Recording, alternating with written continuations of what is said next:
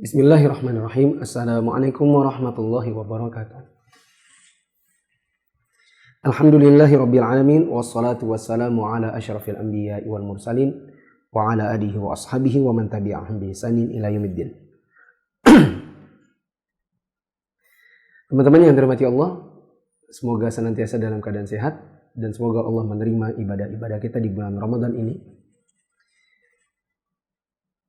Selamat datang di kajian Syarah Al-Usul min Ilmi Al-Usul, dan kami ucapkan maaf, tidak konsen. Minum dulu. Mana minum tadi?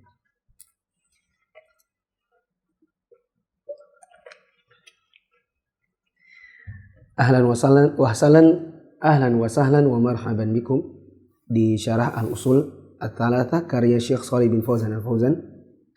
Termasuk juga teman-teman yang menyimak kajian ini di Sriwijaya Mengaji, Roja Darussalam, Guroba Muscat, Oman, dan Sunnah Jalan Pasti. Dan juga teman-teman yang ada di channel Muflisah Fitra dan Facebook Muflisah Fitra.com. Pada hari ini kita akan kembali membaca Syarah Al-Usul At-Thalatha karya Syekh Shalih bin Fauzan Al-Fauzan. Dan teman-teman yang dirahmati Allah, pada cetakan yang ketiga yang kita baca ini, saya melihat ada beberapa semacam kesalahan dari, saya tidak tahu apakah ini penerbit ataukah bagaimana, tapi ada titik koma yang tidak sesuai dengan yang saya setorkan kepada editor dan penerbit. Dan nanti akan di-track di mana letak kesalahannya. Tapi yang jelas saya meminta tolong kepada teman-teman yang dirahmati Allah, khususnya yang punya pengetahuan bahasa Indonesia, EYD dan tata cara gramatikal penulisan bahasa Indonesia yang benar. Bila menemukan titik koma, huruf kapital dan lain-lain yang mungkin sekiranya ada kesalahan, bisa diberikan kepada kami masukan melalui email yang tertera pada halaman cover, mufid.publishing@gmail.com. Nah, sekarang kita akan masuk ke dalam perkataan Al-Imam Asy-Syafi'i dan Al-Imam Al-Bukhari yang ada pada halaman 45.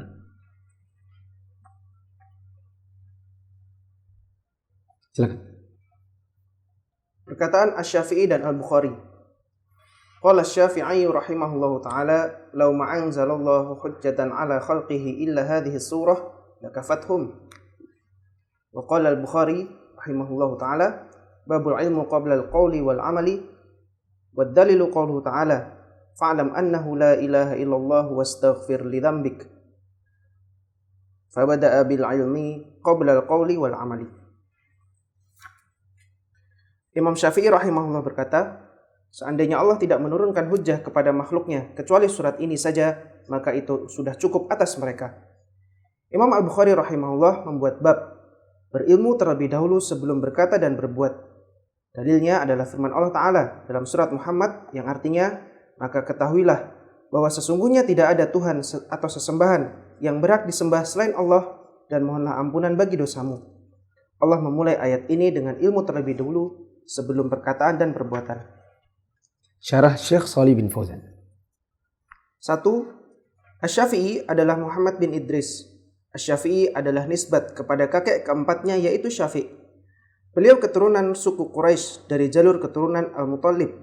Wafat tahun 204 Hijriah. Beliau merupakan salah satu dari imam mazhab yang 4. 2.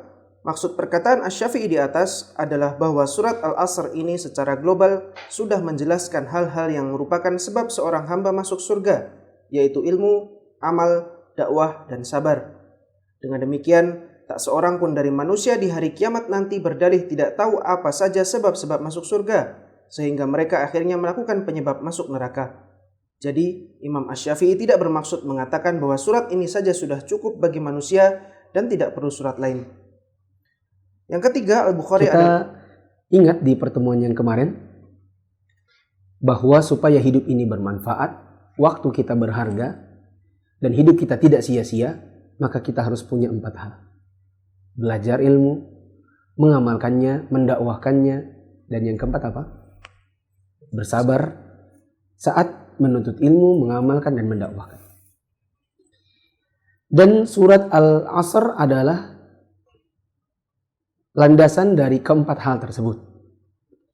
Lalu pada malam hari ini ada penjelasan tambahan dari Imam Syafi'i dan Al-Imam Al-Bukhari yang menunjukkan bahwa surat Al-Asr, bila hanya ini yang diturunkan oleh Allah, maka itu pun sudah cukup.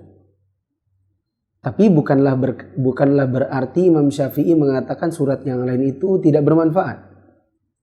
Yang dimaksud adalah surat Al-Asr itu sudah cukup untuk mengandung 4 yang kita butuhkan agar selamat masuk surga. Sehingga di hari kiamat nanti tidak boleh ada orang berkata, oh ya Allah, saya nggak tahu caranya masuk surga itu begini dan begitu. Kenapa? Karena sudah ada surat Al-Asr yang di dalamnya ada 4 hal yang hendaknya kita lakukan supaya dengannya kita hidup bahagia di dunia dan di akhirat. Nah, yang ketiga, Al-Bukhari adalah Muhammad bin Ismail bin Ibrahim.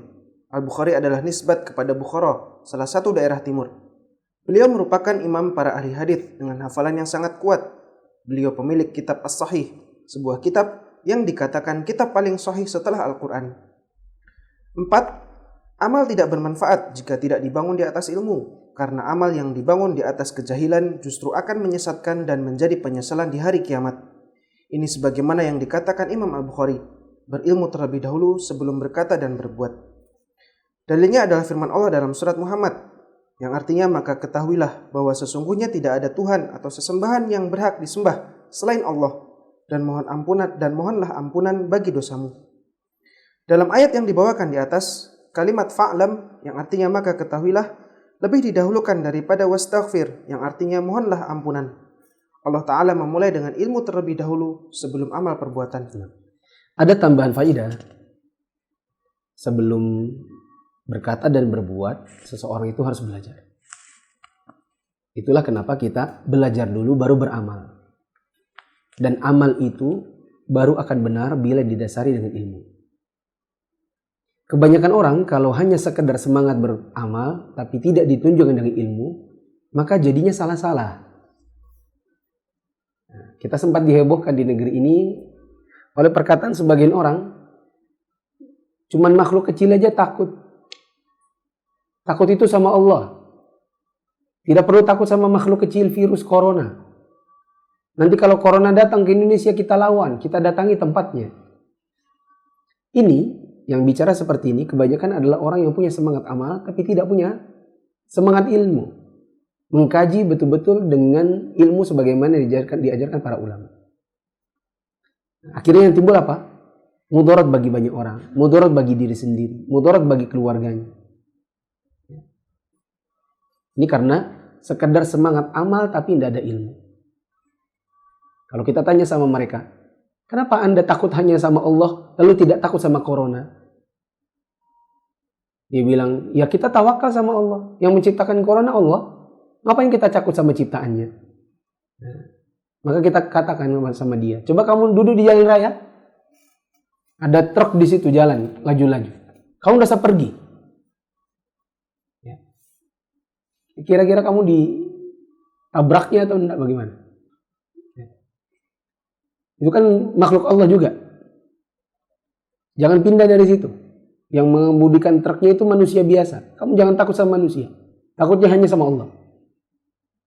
Coba kalau ketemu ular, lompat, lari, atau cuman makhluk kecil aja, cuman ciptaan Allah. Begitu? Kebanyakan orang-orang jahil, semangat amal, tapi kurang dari sisi ilmu. Jadinya, lebih banyak terjadi kesalahan dan kesesatan ketimbang benarnya.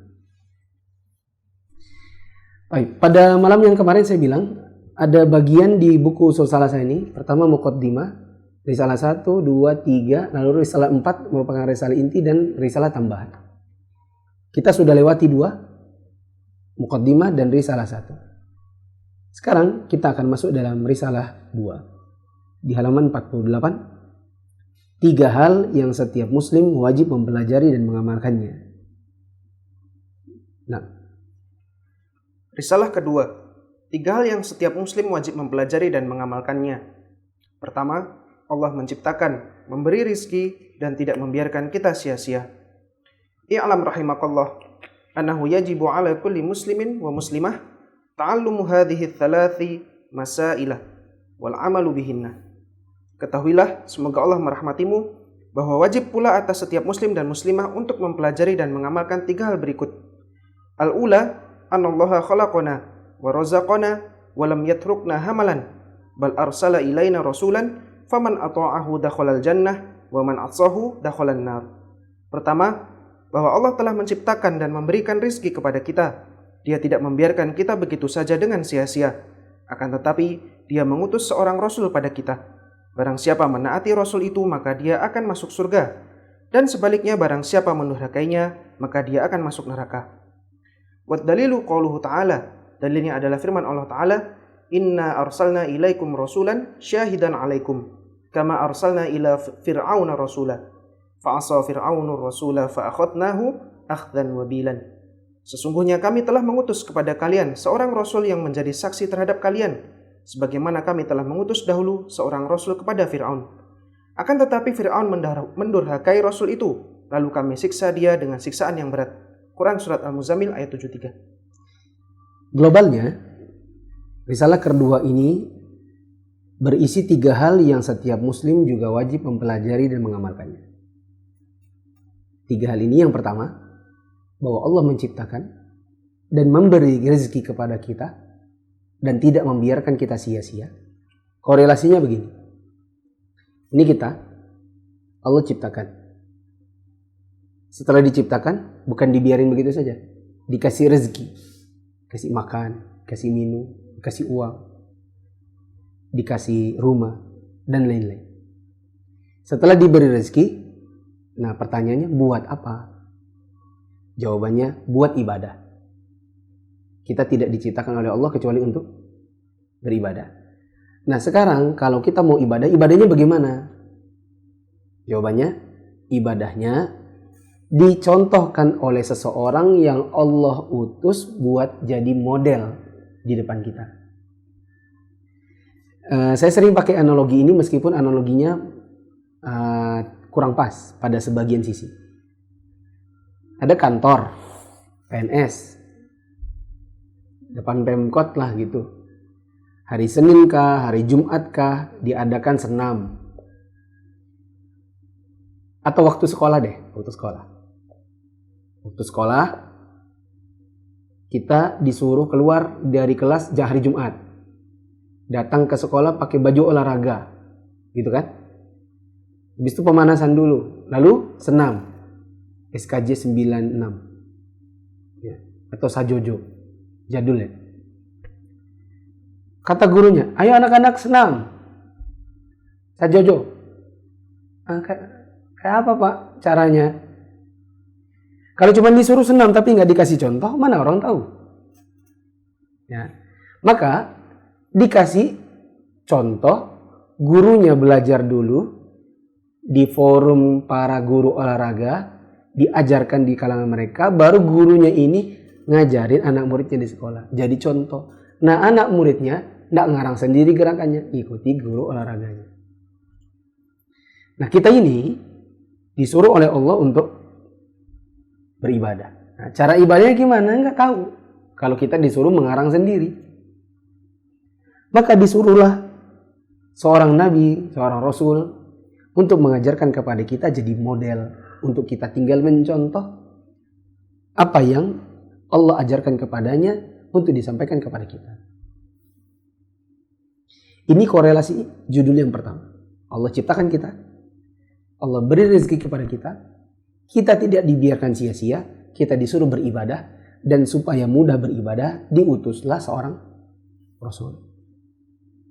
Begitu nanti teman-teman, khususnya yang ada di Tadrib Mu'allimin, begitu juga teman-teman calon da'i, dan teman-teman semua yang bercita-cita untuk bisa mengajarkan buku ini, ketika nanti teman-teman menjelaskan risalah yang kedua ini, judul pertamanya, antum beritahukan apa korelasi judul ini. Apa hubungannya Allah ciptakan kita, beri rezeki kita dengan tidak memberikan kita sia-sia. Apa korelasi? Ujungnya nanti adalah kita disuruh beribadah, dan korelasi berikutnya adalah supaya kita mudah ibadah, diutuslah Rasul yang dijadikan contoh. Sehingga nanti siapa yang mengikuti Rasul maka dia masuk surga, siapa yang mendustakan Rasul dan tidak mengikutinya maka dia masuk neraka sebagaimana Fir'aun. Begitu. Ini sampaikan nanti ketika menjelaskannya. Sekarang kita baca syarah Syekh Shalih bin Fauzan. Syarah Syekh Shalih bin Fauzan. Pada risalah yang kedua dari kitab Al-Usul Ats-Tsalatsah ini, penulis menyebutkan 3 hal lain yang diwajibkan, bukan sekedar dianjurkan, bagi setiap individu muslim atau fardu ain. Baik laki-laki maupun perempuan, orang merdeka maupun yang sahaya, kaya maupun miskin, raja maupun rakyat jelata, untuk mempelajari dan mengamalkannya.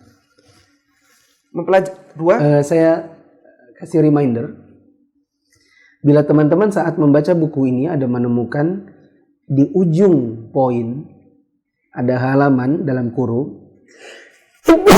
Alhamdulillah. Ada halaman dalam kurung, maka yang saya maksud di situ adalah halaman 39 dalam kitab asli Syarah Al-Usul Ats-Tsalatsah cetakan Muassasah Ar-Risalah. Jadi kalau mau melihat ini disebut Syekh Fauzan, bener nggak begini? Teman-teman lihat ke cetakan Ar-Risalah, halamannya ini. Nah, dua, mempelajari yang dimaksud adalah belajar kepada orang yang ahli, menghafalkan dan memahami dengan pemahaman yang benar dan menyeluruh, bukan sekedar membaca secara bebas, walau membaca ini tetap diperlukan. Belajar dengan sekedar membaca saja tanpa guru sejatinya sangat berbahaya, karena menimbulkan kerusakan yang lebih rusak daripada ketidaktahuan. Kenapa? Kenapa kita disuruh belajar itu dari guru, tidak cuma sekedar membaca? Jawabannya, orang itu kalau cuma sekedar membaca, maka dia akan memahami dengan pemahamannya. Kalau ada guru, ada yang membantu dia untuk memahami dengan pemahaman yang benar. Coba antum suruh baca Al-Usul Ats-Tsalatsah subuh-subuh. Ya, jangankan yang Arab, yang Indonesia ya deh. Disuruh baca gitu, apa langsung paham? Enggak. Ada banyak yang gini. Ini maksudnya apa ya? Baca lagi sekali lagi. Masih belum paham. Tapi waktu dijelaskan guru, oh alah, kirain maksudnya apa? Ternyata begitu saja. Gitu. Jadi membaca yang dimaksud atau belajar yang dimaksud itu pakai guru. Jangan cuma sekedar membaca sendiri.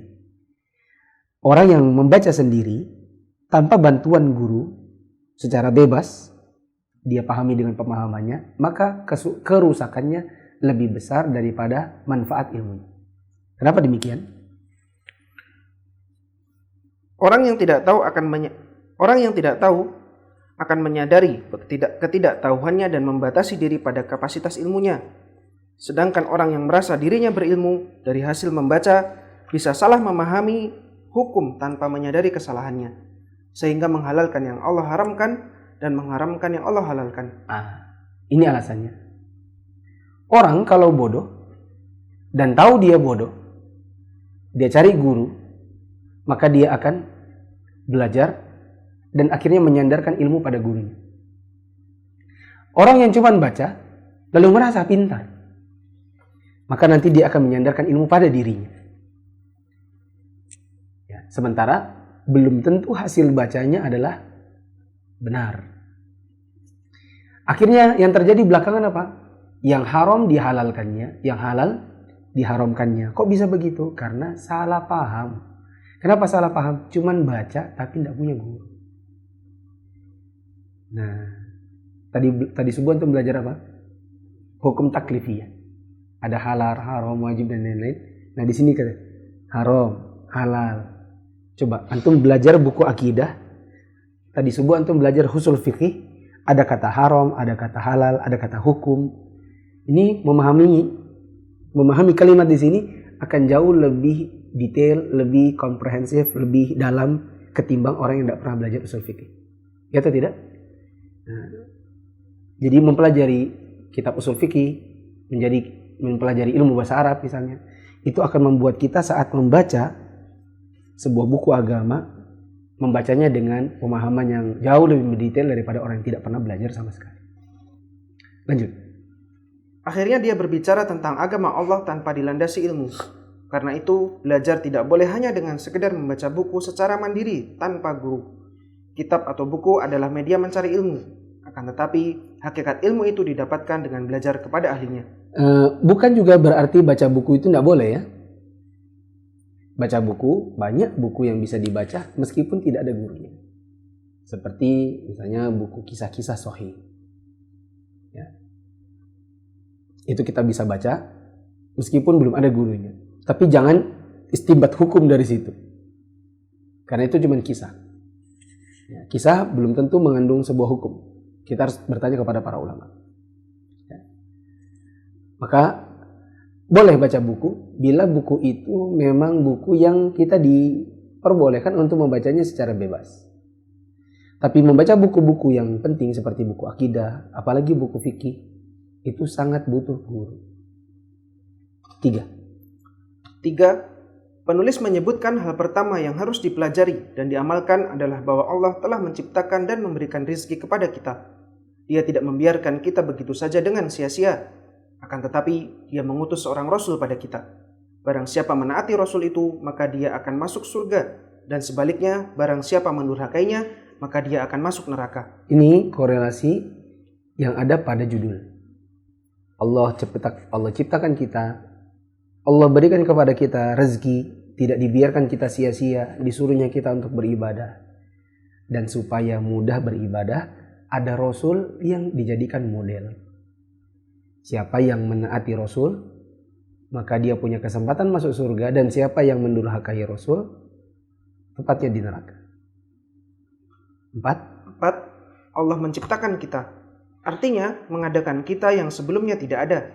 Dan bukan apa-apa menjadi ada. Bahkan kita dulu, waktu belum ada, belum disebut apa-apa. Apa nama antum sebelum antum ada? Waktu mama bapak antum belum kawin, antum apa? Gitu.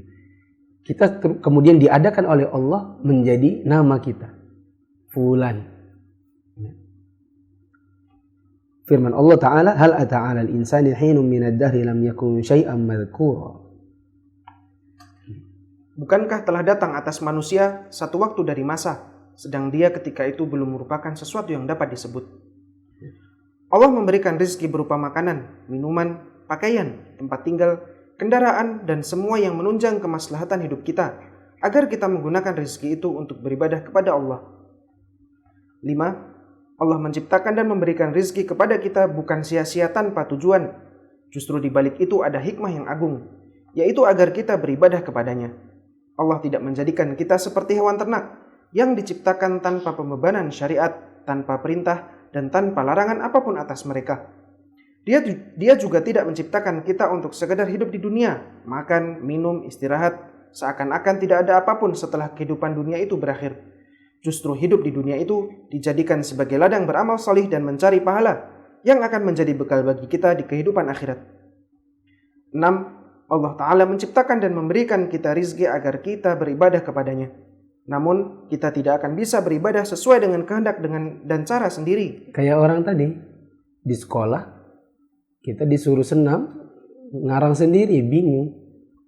Lapangannya rusuh nanti. Ya. Karena anak-anak senam. Kayak apa Pak? Terserah kalian. Ada yang lompat kanan, ada yang lompat kiri, ada yang ke belakang, ada yang lari. Ya. Ada yang salto. Bisa berkelahi orang. Kenapa? Disuruh mengerjakan sesuatu tanpa model, tanpa petunjuk. Begitu juga dalam beribadah. Kalau ada model, mudah bagi kita untuk tinggal menirukannya saja. Kita pun tidak boleh beribadah dengan sekedar ikut-ikutan orang. Karena itu Allah mengutus Rasul untuk menjelaskan kepada kita bagaimana harusnya kita beribadah. Ya. Bikin sendiri nggak bisa. Cuman ikut-ikutan tinggal nyontek orang pun nggak boleh. Makanya ada Rasul yang diutus supaya kita tinggal meniru beliau. Dengan demikian, ibadah bersifat tauqifiyah. Karena kita disuruh untuk tinggal meniru, maka ibadah itu sifatnya tauqifiyah. Apa namanya? Tauqifiyah. Apa itu tauqifiyah? Tauqifiyah itu dari kata waqaf, berhenti. Apa artinya? Artinya, tidak boleh seseorang beribadah kecuali dengan tata cara yang disyariatkan dan dibawa Rasul. Ya, artinya berhenti. Berhenti di mana? Berhenti pada contoh. Enak ngomongnya gini. Ibadah itu ada contoh, kerjakan. Tidak ada contoh, jangan mengarang sendiri. Jangan berinovasi dan jangan memodifikasi. PR yuk. Tentu sudah ngerjain PR. Semoga teman-teman semua sudah mengerjakan PR. Cuman saya lihat-lihat di media sosial, pengen lihat kayak apa sih teman-teman mengerjakan PR. Masya Allah, ada yang begitu rumit dibuat dengan balon, dengan meja, komputer, buku, pemandangan gitu. Tapi semoga itu bisa bermanfaat bagi yang lain. Ada juga yang simpel hanya dengan tulisan. Tapi mendakwahkan, N-nya di bawah.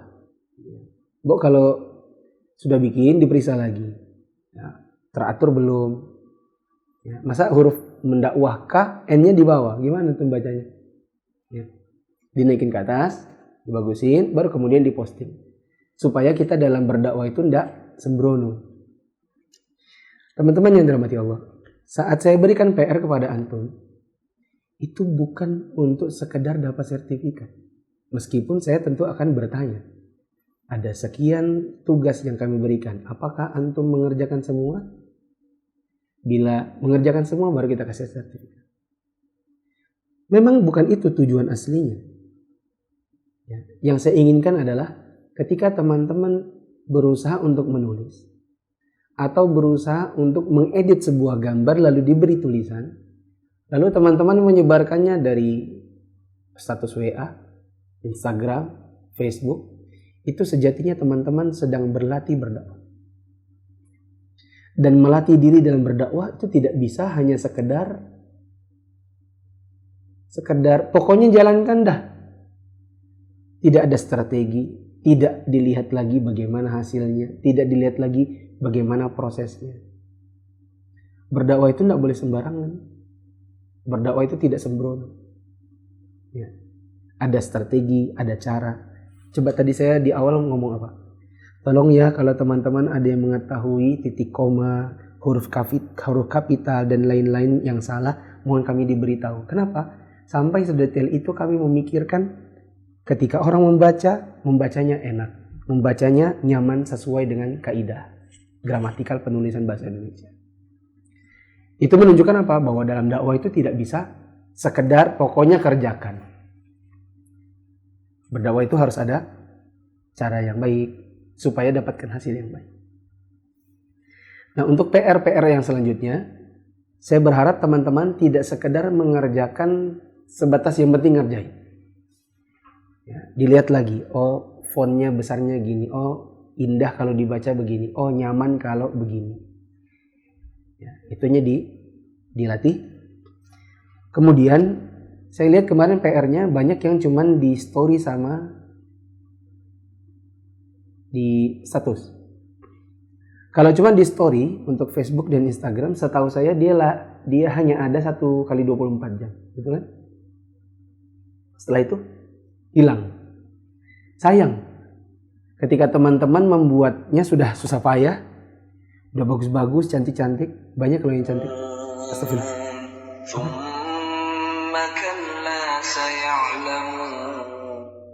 Apa nih tiba-tiba? Sampai mana tadi? Banyak loh yang... Iya, banyak loh yang bagus-bagus gitu. Saya lihat Masya Allah ada pokoknya syahdu lah bacanya. Ada kayak orang berjalan menuju suatu tujuan yang jauh gitu. Mengibaratkan kita ini belajar untuk mengejar akhirat. Bacanya pokoknya enak nih. Tapi sayang diletakkan hanya di story yang cuma 1 kali 24 jam hilang dia.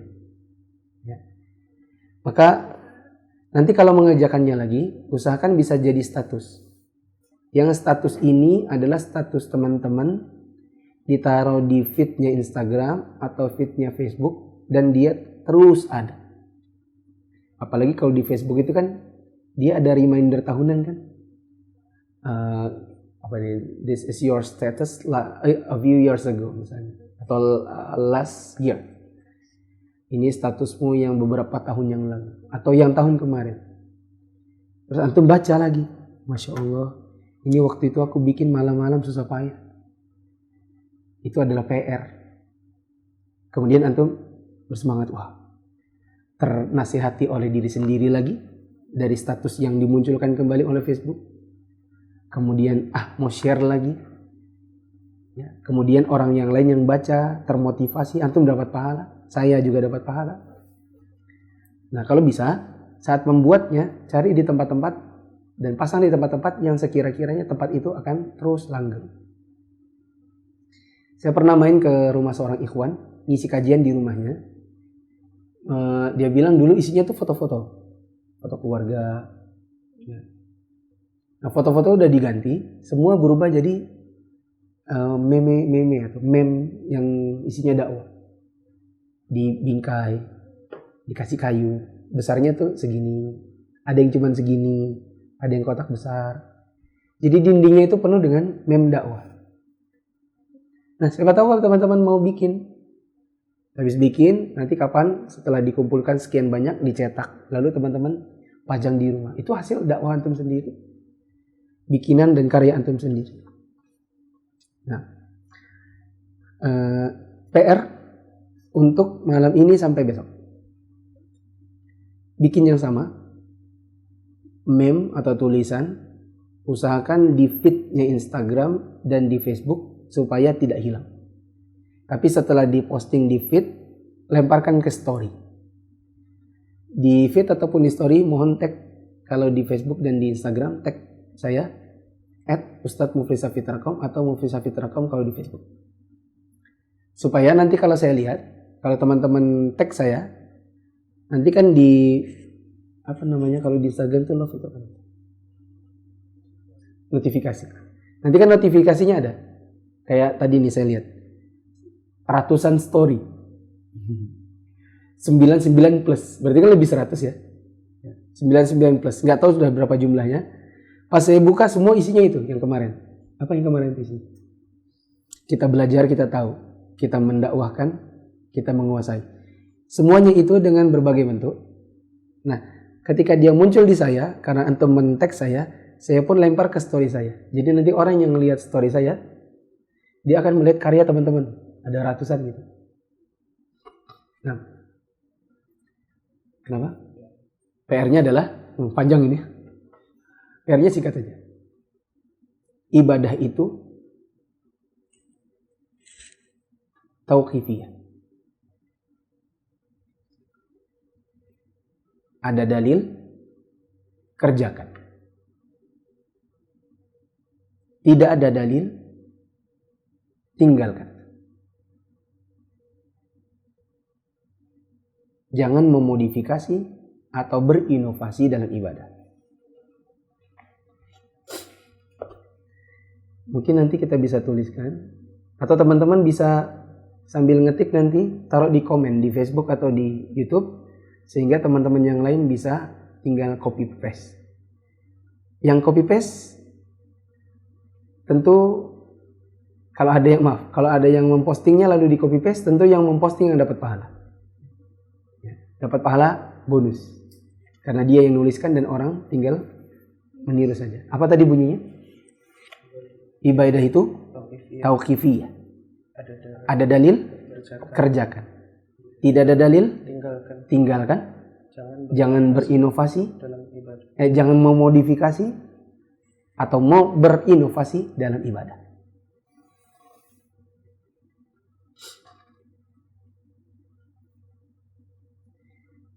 Ini kalimat-kalimat kuat dari kalangan para ulama. Ini kan kalimatnya Syekh Fauzan. Ya.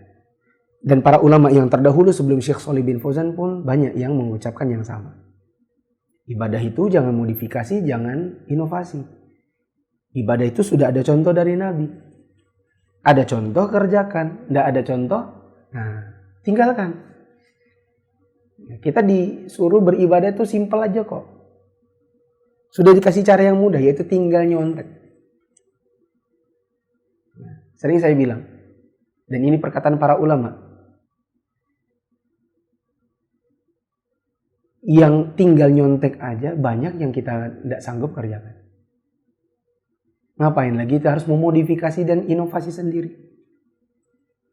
Mulai dari bangun tidur sampai tidur lagi, berapa banyak ibadah yang tinggal nyontek kita tidak kerjakan. Lalu kita sepanjang hayat kita banyak memodifikasi dan inovasi ibadah. Betapa ruginya. Yang sudah jelas-jelas ada pahala nggak dikerjakan. Yang belum tentu ada pahala, bahkan bisa jadi berbuat dosa malah dikerjakan. Dan inovasi, modifikasi ibadah itu berdosa. Ya.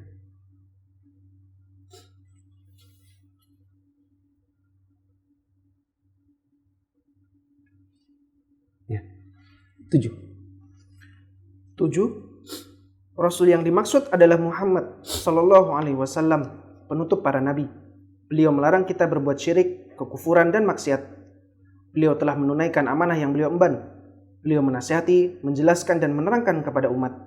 Beliau pun meninggalkan kita dalam kondisi agama ini terang benderang, malamnya laksana siangnya. Allah Subhanahu wa taala berfirman dalam surat Al-Maidah yang artinya pada hari ini telah kusempurnakan untuk kamu agamamu, telah kucukupkan untukmu nikmatku, dan telah kuridhoi Islam itu jadi agama bagimu.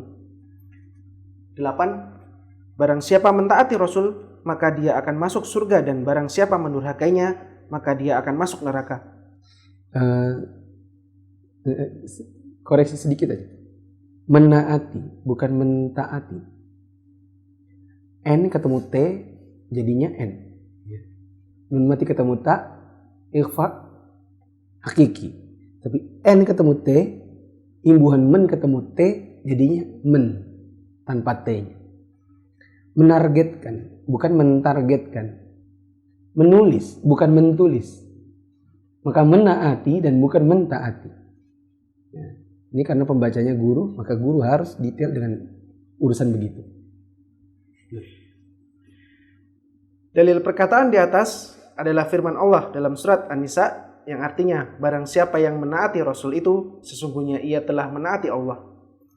Dalil lainnya adalah sabda Nabi Sallallahu Alaihi Wasallam yang artinya kullu ummati yadkhuluna jannata illa man aba qalu ya Rasulullah wa man ya'ba qala man ata'ani dakhala jannata wa man asani faqad aba. Dan setiap umatku akan masuk surga kecuali yang enggan. Para sahabat bertanya, wahai Rasulullah, siapa yang enggan masuk surga? Beliau pun menjawab, siapa yang menaatiku maka dia masuk surga, dan siapa yang mendurhakaiku maka dialah yang enggan. Demi coba baiknya kita tidak melewatkan catatan kakinya ya. Karena sudah saya temukan catatan kaki 1, 2, 3, 4 itu tidak muncul di buku ini. Coba dibaca juga catatan kakinya. Nomor 9. Hadits riwayat Al-Bukhari nomor 7280 dari Abu Hurairah radhiyallahu anhu. Hadits Nabi, walladzi nafsu Muhammadin biyadihi la yasma'u bi ahadun min hadhihi al-ummati yahudiyyun wala nasraniyyun thumma yamutu wa lam yu'min billadzi ursiltu bihi illa kana min ashabin nar. Demi zat yang jiwa Muhammad ada di tangannya, tidaklah seorang pun di kalangan umat ini, termasuk yang beragama Yahudi dan tidak pula Nasrani, telah mendengar tentang aku. Kemudian dia meninggal dalam keadaan tidak beriman dengan agama yang aku diutus dengannya, melainkan dia akan menjadi penghuni neraka. Hadits riwayat Muslim nomor 153 dari Abu Hurairah radhiyallahu anhu. Menaati Rasul artinya mengerjakan yang beliau perintahkan, dan mendurhakainya artinya mengerjakan apa yang beliau larang. Kita dikasih model. Allah menamakannya seorang Rasul, dan Rasul ini yang diutus kepada kita bernama Muhammad Sallallahu Alaihi Wasallam. Maka kewajiban kita menaati beliau dengan cara mengerjakan yang beliau perintahkan, dan kita dilarang mendurhakainya dengan cara mengerjakan apa yang dia larang.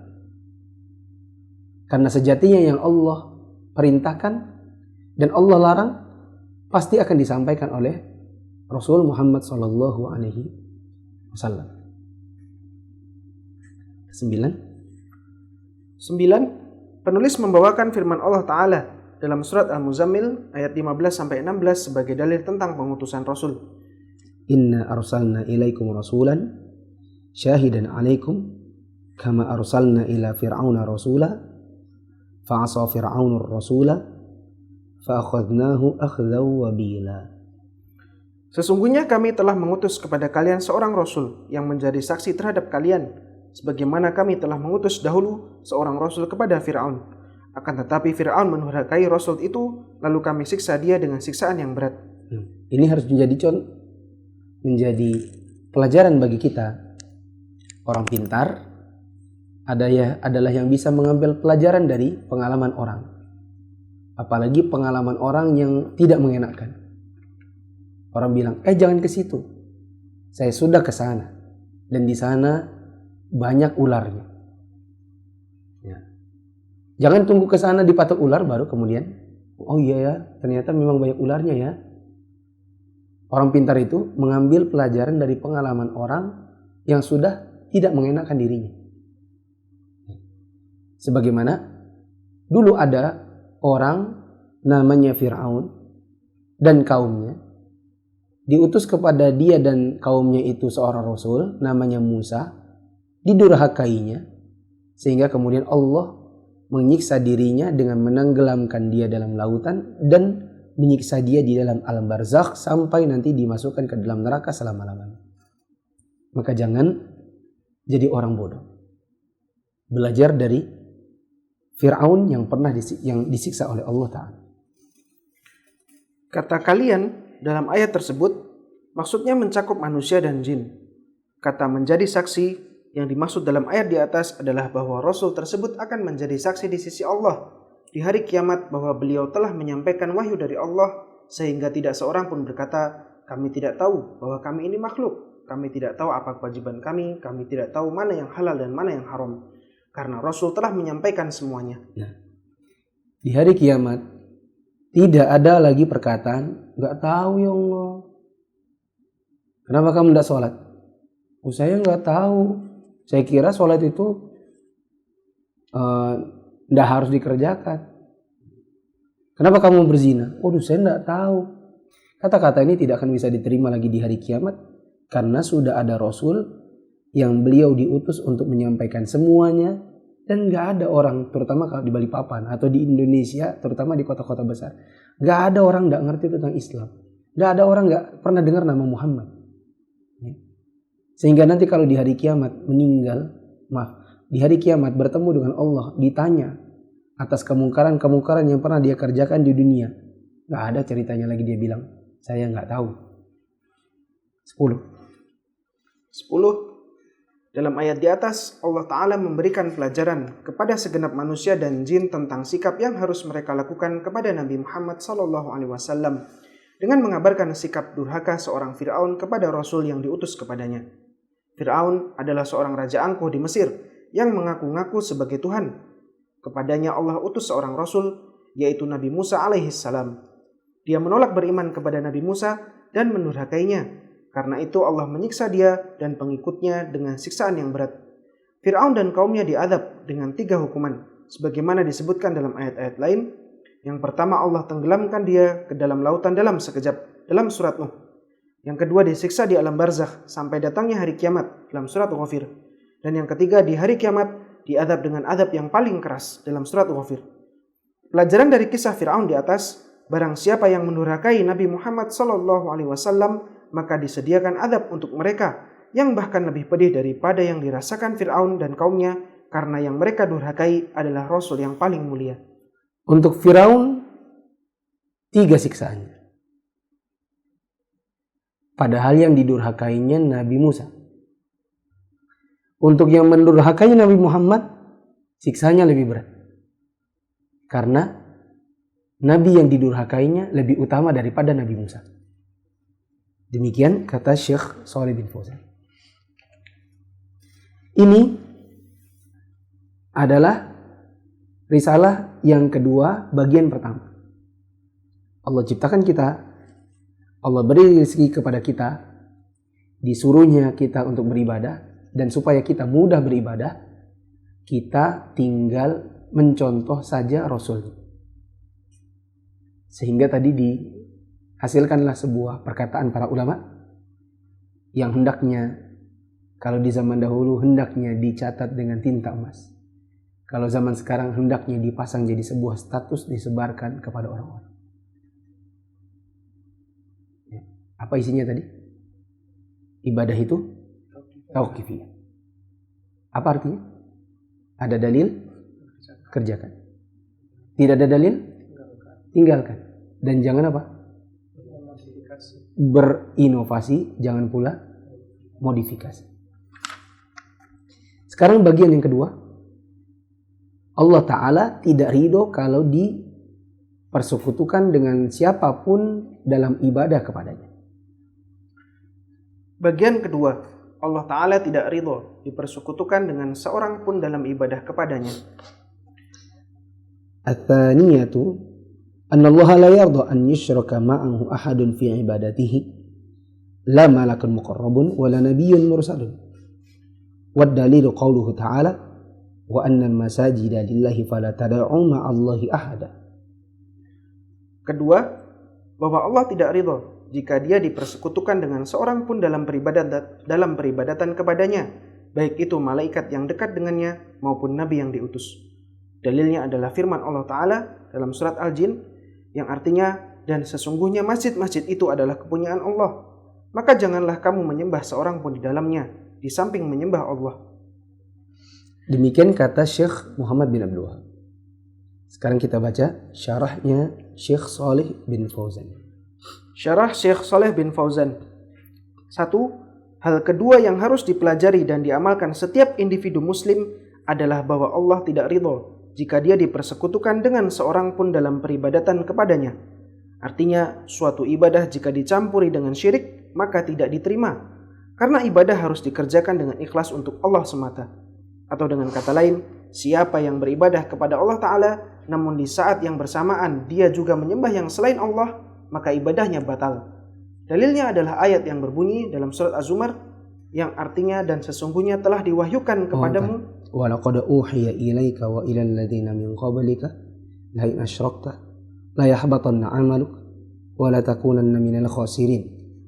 Dan sesungguhnya telah diwahyukan kepadamu dan kepada nabi-nabi yang sebelummu, jika kamu mempersekutukan Allah, niscaya akan terhapus amalmu dan tentulah kamu termasuk orang-orang yang merugi. Dalil lainnya adalah sabda Nabi SAW. Qala Allah tabaraka wa ta'ala, ana aghna asy-syuraka'i 'ani syirki man 'amila 'amalan asyraka fihi ma'i ghairi taraktuhu wa syirka. Allah Ta'ala mengatakan, aku adalah zat yang paling tidak membutuhkan sekutu. Barang siapa melakukan suatu amalan yang dia menyekutukan aku dengan yang selain aku di dalam amalnya itu, maka aku tinggalkan dia dan yang dijadikannya sekutu. Catatan kaki. Hadis riwayat Muslim nomor 2985 dari Abu Hurairah radhiyallahu anhu. 2. Di antara contoh orang yang berbuat syirik dalam ibadah, adanya orang yang bersyahadat, salat, puasa, bahkan pergi haji, namun dia senantiasa berdoa kepada Hasan, Husain, Al-Badawi, dan beristighatsah kepada orang yang sudah mati. Kalau di Indonesia banyak tempat-tempatnya. Orang datang ke kuburan, beristighatsah di sana manakala kesulitan, mempercayai tentang kesaktian sebagian guru, sebagian syekh, sebagian yang diulamakan. Ya, padahal itu semua termasuk kesyirikan dalam peribadatan. Dan Allah tidak akan menerima ibadah-ibadah yang seperti itu. 3. Allah Ta'ala tidak ridho dipersekutukan dengan siapapun orangnya, apapun wujudnya, sekalipun dengan malaikat yang paling mulia dan memiliki kedudukan yang dekat di sisi Allah, yaitu Jibril alaihissalam. Kalau ada orang minta-minta sama Jibril, maka ini adalah syirik besar. Begitu juga kalau yang diminta Rasul yang paling mulia, yaitu Nabi Muhammad SAW. Lanjutkan. Ataupun seorang Rasul yang paling mulia, yaitu Nabi Muhammad SAW. Siapa yang datang ke kubur Nabi dan minta-minta di sana, ini pun tetap dikatakan syirik besar. Nah, Jika Allah tidak ridho dipersekutukan dengan malaikat ataupun rasul yang paling mulia sekalipun, lantas bagaimana lagi dengan para wali dan orang solih yang derajatnya di bawah mereka? Tentu Allah akan lebih tidak ridho lagi. Ini adalah bantahan bagi mereka yang berkata, saya hanya meminta lewat para wali dan orang solih, bukan kepada berhala. sebagian orang punya dalih. Saya kan mintanya sama wali, bukan sama berhala. Dan ini jawabannya bisa teman-teman temukan dalam kitab Al-Qawaid Al-Arba' yang sudah saya terjemahkan juga dan sudah saya terbitkan dalam penerbit Mufid di bawah penerbit Mufid dengan judul Penjelasan 4 Kaidah Memahami Kemusyrikan, yang sudah saya sempat sebutkan saat kita baca kemarin biografi Syekh Muhammad bin Abdul Wahab. Saya sudah sebutkan ada buku yang ini, ada juga buku yang satunya warna hitam, penjelasan 4 kaidah memahami kemusyrikan. Di situ ada jawaban bagaimana kalau ada orang kita bilang gini, Pak, ke kuburan dan minta-minta itu syirik loh. Terus dia bilang gini, itu kan kalau kuburannya itu berhala. Oh, saya minta ini kepada guru, kepada syekh, kepada wali Allah. Jawabannya ada di situ. Keempat, penulis membawakan dalil bahwa Allah tidak ridha dipersekutukan dengan siapapun, yaitu ayat yang berbunyi, wa annal masajida lillahi fala tad'u ma'allahi ahada. Dan sesungguhnya masjid-masjid itu adalah kepunyaan Allah, maka janganlah kamu menyembah seorang pun di dalamnya di samping menyembah Allah.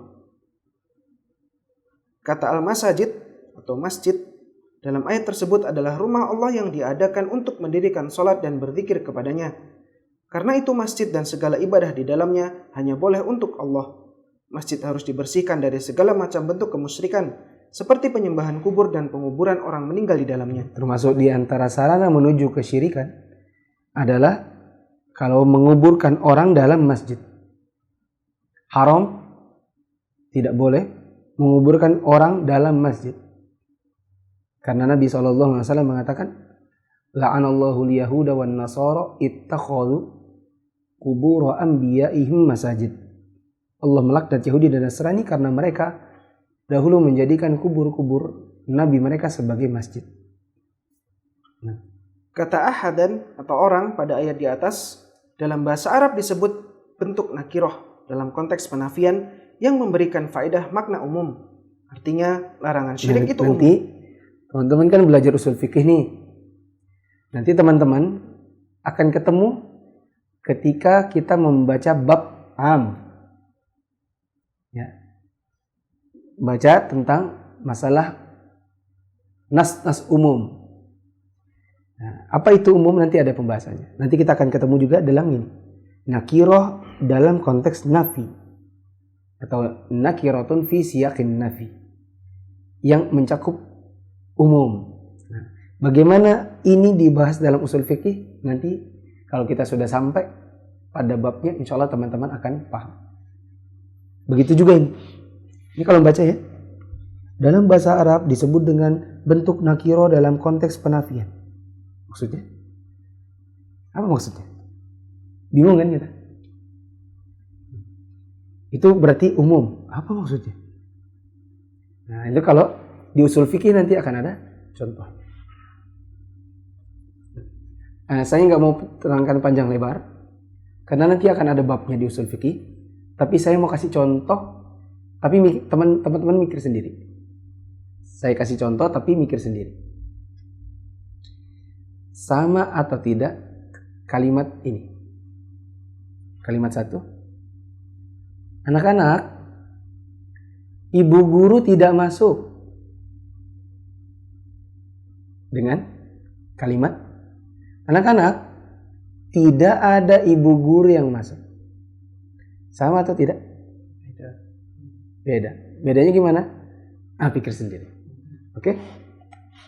Itu namanya, nanti karena nyampe ketika bahas usul fikih, nakirah fi siyaqin nafi. Anak-anak, hari ini ibu guru tidak masuk. Dengan anak-anak, tidak ada ibu guru yang masuk hari ini. Itu dua hal yang beda. semakin akan bisa terbedakan ketika anak-anaknya nanya, ibu guru yang mana Pak? Nah, dah, antum pikir sendiri. Lanjut. Artinya, larangan syirik itu umum, mencakup siapapun yang dijadikan sekutu bagi Allah tanpa kecuali, sekalipun itu dari kalangan malaikat yang dekat dengan Allah maupun nabi yang diutus, apalagi berupa berhala, kuburan, seorang syekh, wali, baik yang sudah meninggal maupun yang masih hidup. Nah, tinggal 5 menit lagi, tapi kalau kita teruskan nanti tidak enak. Ada yang gantung di sini. Maka kita cukupkan dulu. Ada beberapa kesimpulan umum. Wajib berilmu sebelum beramal. Wajib belajar kepada guru. Dan jangan sekedar belajar dari hanya membaca. Karena menyandarkan pada bacaan, dipahami dengan pemahaman sendiri, salahnya lebih banyak daripada benarnya. Rusaknya lebih banyak daripada membenarkannya. Menyesatkannya akan lebih banyak daripada mendakwahkan yang benar. Kita diciptakan oleh Allah, diberikan kepada kita rezeki, dan kita tidak dibiarkan sia-sia. Kita disuruh apa teman-teman? Apa teman-teman? Allah ciptakan kita. Kita diberikannya rezeki, tidak dibiarkannya kita sia-sia. Kita disuruh apa? Beribadah. Tapi apakah bisa kita beribadah dengan sekedar disuruh, ibadah, gitu? Jawabannya tidak bisa. Harus ada apa? Contoh. Maka supaya ada contoh, apa yang dilakukan oleh Allah? Diutusnya Rasul. Karena diutus Rasul berarti kita tinggal nyontek. Siapa yang mendurhakai Rasul ini? Tempatnya di neraka. Karena kita tinggal nyontek, berarti ibadah itu sifatnya tauqifiyah. Apa itu tauqifiyah? Ada dalil? Kerjakan. Nggak ada dalil? Tidak boleh? Modifikasi atau inovasi. Apa bedanya modifikasi sama inovasi? Inovasi benar-benar bikin baru. Kalau modifikasi, ibadah yang ada diedit-edit, ditambahin atau dikurangi.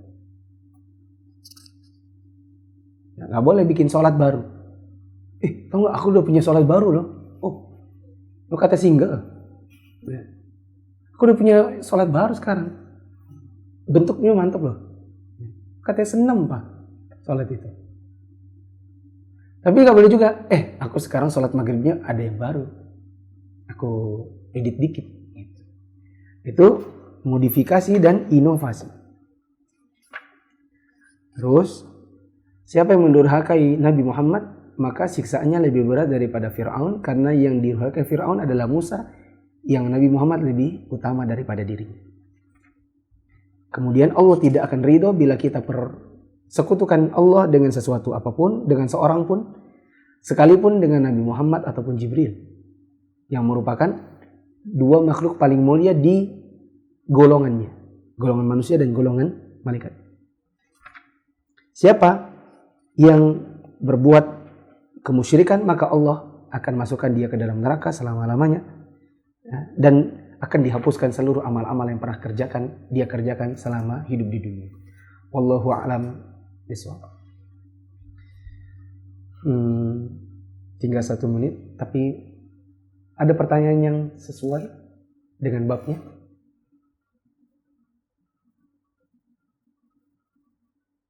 Tujuan apa batas kita bertakwa kepada orang tua, saudara, teman-teman yang masih saja berpegang pada adat dan guru, kepada kiai-kiai?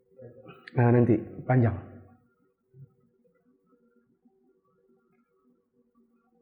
Bagaimana dengan seorang muslim keturunan yang semasa hidupnya masih menyelisih sunnah Nabi hingga orang tersebut meninggal? Orang yang muslimnya adalah muslim karena bapak ibu. Dia hanya mendapatkan ilmu dari bapak ibunya. Kemudian hanya mengamalkan adat istiadat, ibadatnya tidak sesuai dengan sunnah. Itu bagaimana? Jawaban saya, kita tidak usah pikirkan mereka. Selama mereka adalah seorang muslim, maka mereka masih punya kesempatan masuk surga. Dengan syarat meninggal dalam keadaan tidak berbuat syirik. Kita tidak usah pikirkan mereka. Yang kita perlu pikirkan adalah kita ini sudahkah beramal dengan amal yang sesuai dengan sunnah? Kemudian pikirkan juga dengan orang-orang yang terdekat dengan kita yang masih hidup. Bagaimana agar caranya mereka bisa mengikuti sunnah dan beribadah sesuai dengan tuntunan Rasul SAW. Adapun yang sudah berlalu, maka biarkan mereka di bawah kehendak Allah. Allah lebih tahu tentang mereka daripada kita yang masih hidup. Yang perlu kita pikirkan adalah yang masih hidup sekarang ini. Diri kita, bapak kita, ibu kita, anak kita, istri kita, kakak adik kita. Nah. Mungkin ini dulu, karena sudah jam 10 lebih 1. Dan subuh besok kita masih ada kajian lagi. Subhanakallahumma wa bihamdika asyhadu an la ilaha illa anta astaghfiruka wa atubu ilaik. Wassalamualaikum warahmatullahi wabarakatuh.